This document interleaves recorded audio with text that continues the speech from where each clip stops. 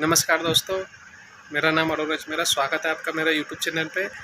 आज की जो मैं वीडियो आपको बनाकर जो पेश करने वाला हूँ आप सभी के सामने, मैं आपको आज आरडीआई की जो एनुअल रिपोर्ट आती है 2020-21 की जो एनुअल रिपोर्ट है उसके बारे में मैं आपको जानकारी दूंगा। उसमें मैं डेथ क्लेम के बारे में बताऊंगा कि किस तरह से डेथ क्लेम परफॉर्मेंस 2020-21 का जो कंपनीज़ का रहा है उसके बारे में जानकारी पूरी मैं दूंगा। तो इसलिए पूरी जानकारी के लिए आप वीडियो को अंत तक ज़रूर देखें और कोई भी सवाल जवाब हो तो आप उसका जवाब मुझसे कमेंट बॉक्स में पूछ सकते हैं इस बारे में। और वैसे मैं पूरी डिटेल आपको इसमें बताऊंगा। मैं ओनली सिर्फ डेथ क्लेम के बारे में जानकारी आपको देने वाला हूँ।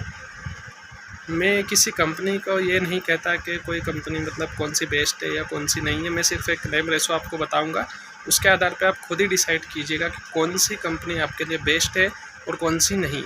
और मेन चीज़ इसमें बता दूं कि इसमें जो डेथ क्लेम रेशो बताया गया है वो प्राइवेट सेक्टर और एलआईसी दोनों में अलग अलग बताया गया है। चूँकि एक तरफ एलआईसी का बताया गया है और दूसरी तरफ प्राइवेट सेक्टर का मतलब है कि 24 जो इंश्योरेंस कंपनी है उनके बारे में अलग से बताया गया है। तो आप पूरा वीडियो जरूर दें। एनुअल रिपोर्ट के बारे में जो बात कर रहे थे उसके बारे में जानकारी दूंगा। ये जो एनुअल रिपोर्ट है आप देख सकते हैं 2020-21 की जो, और ये भारतीय जीवन बीमा निगम और विकास प्राधिकरण के बारे में ये पूरी रिपोर्ट्स है जिसके अंदर मैं आपको पूरी जानकारी देता हूँ। इसमें एनुअल रिपोर्ट जो 2020-21 की है और जिस डेथ क्लेम के बारे में हम बात कर रहे हैं ये टेबल नंबर 1.15 के ऊपर इस रिपोर्ट के अंदर दिया हुआ है। ये रिपोर्ट कम से कम 250 पेज से भी ऊपर की है, जिसमें डेथ क्लेम का जो जानकारी दी गई है वो 1.15 वाली टेबल नंबर पर दिया हुआ है। यदि आप कभी देखें तो कंफ्यूज ना हो, इसलिए मैंने आपको ये नंबर यह बताया है। और डेथ क्लेम और है जो कि लाइफ इंश्योरेंस से रिलेटेड है। अब हम सबसे पहले बात करते हैं टोटल क्लेम्स की। टोटल क्लेम्स में एक एलआईसी आता है, उसकी नंबर ऑफ पॉलिसी, अमाउंट और परसेंटेज, तीनों के बारे में हम बात करेंगे। तो नंबर ऑफ पॉलिसी की बात करें तो टोटल 9,46,976 क्लेम्स एलआईसी के 2020-21 में आए। और उसके बराबरी पे अगर हम प्राइवेट सेक्टर देखते हैं, मैंने चूँकि आपको पहले एक्सप्लेन किया था कि प्राइवेट सेक्टर में टोटल 24 कंपनियां आती हैं, तो उन सबका मिला के 1,54,331 टोटल क्लेम्स यहाँ पर दिखाए गए हैं। और अमाउंट की बात करें तो एनआईसी का टोटल अमाउंट होता है 19,105 करोड़ और प्राइवेट सेक्टर की जो 1,54,331 पॉलिसी है उनका टोटल अमाउंट जो क्लेम अमाउंट पेड हुआ है 9,121 करोड़ है।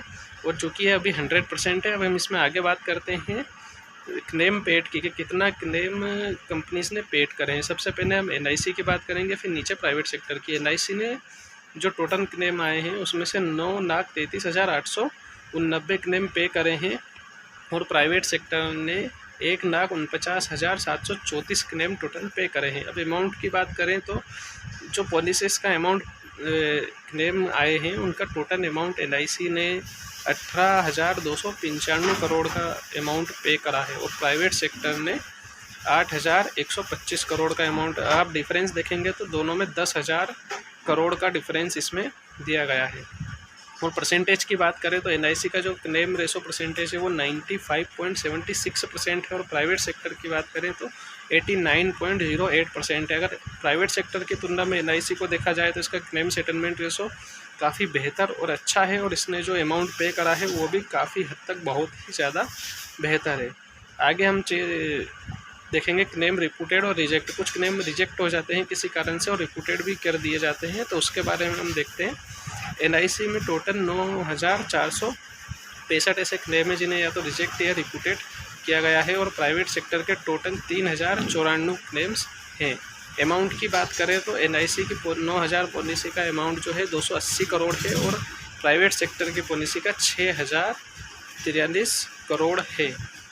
और परसेंटेज की बात करें तो एलआईसी का क्लेम रिजेक्शन परसेंटेज 1.47% है और प्राइवेट सेक्टर का 7.606% है।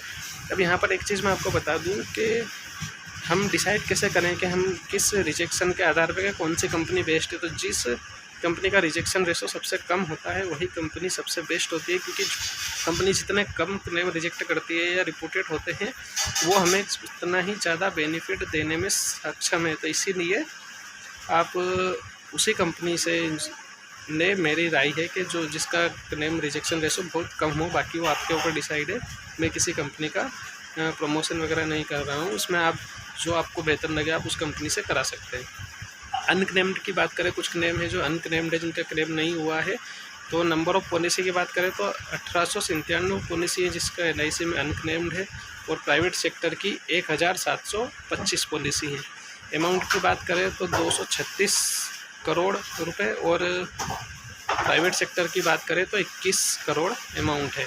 परसेंटेज की बात करें तो LIC का परसेंटेज इसमें 1.24% है, और प्राइवेट सेक्टर का 0.23% है। अब आगे हम बात करते हैं कि क्लेम पेंडिंग की। कुछ क्लेम होते हैं कि इस समय पेंडिंग हो रहते हैं, यानी किसी डॉक्यूमेंटेशन के कारण या फिर किसी वजह से या किसी रिक्वायरमेंट के कारण उसे नेक्स्ट ईयर में प्रमोट किया जाता है, पेंडिंग रहते हैं, अमाउंट पे नहीं होता है। तो उस कारण से इसमें जो पॉलिसीज़ हैं वो 1725 पॉलिसीज़ हैं LIC की, और प्राइवेट सेक्टर की जो हैं वो 1330 पॉलिसी है। अमाउंट की बात करें तो यहाँ पर LIC का अमाउंट प्राइवेट सेक्टर की तुलना में कम है, जो कि 292 करोड़ है, और प्राइवेट सेक्टर का 330 करोड़ है, जो कि बहुत ज़्यादा है। यानी इतनी कम पॉलिसी होने पे इतना ज़्यादा अमाउंट उनका पेंडिंग है, और जबकि LIC की इतनी कम पॉलिसी होने पर भी बहुत कम अमाउंट पेंडिंग है। परसेंटेज की बात करें तो LIC का पेंडिंग क्लेम मात्र 1.53% है, और प्राइवेट सेक्टर की बात करें तो 3.63% है। यानी कि LIC की तुलना में प्राइवेट सेक्टर के जो क्लेम पेंडिंग है वो कई अमाउंट भी ज़्यादा है, और उनका परसेंटेज भी ज़्यादा है। अब जो मैंने टेबल की आपसे बात की थी कि टेबल नंबर 1.5 वो आप यहाँ देख सकते हैं, थोड़ा जूम करके मैं दिखा देता हूँ। यहाँ पर ये table number 1.5 death claim of life insurance 2020-21। जब आप एनुअल रिपोर्ट को अगर आप खुद भी देखते हैं तो आपको ये पेज वहाँ पे 1.5 टेबल दिखाई देगी।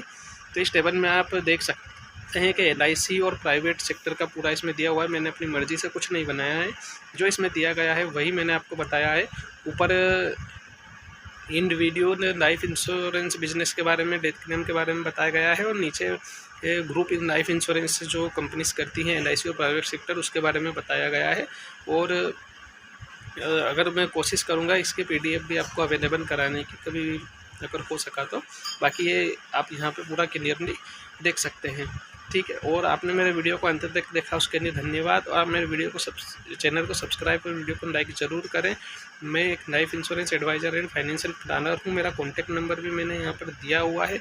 यदि आपका कोई भी सवाल हो तो आप मुझे कॉल करके पूछ सकते हैं ओनली, और व्हाट्सअप भी कर सकते हैं। और आपका कोई भी सवाल हो, या आप कुछ नई जानकारी चाहते हो, या किसी भी प्लान के बारे में आपने सुना है पर उसकी जानकारी नहीं है और आप चाहते हैं, तो मैं उसका वीडियो बनाकर आपको ज़रूर प्रोवाइड करूँगा।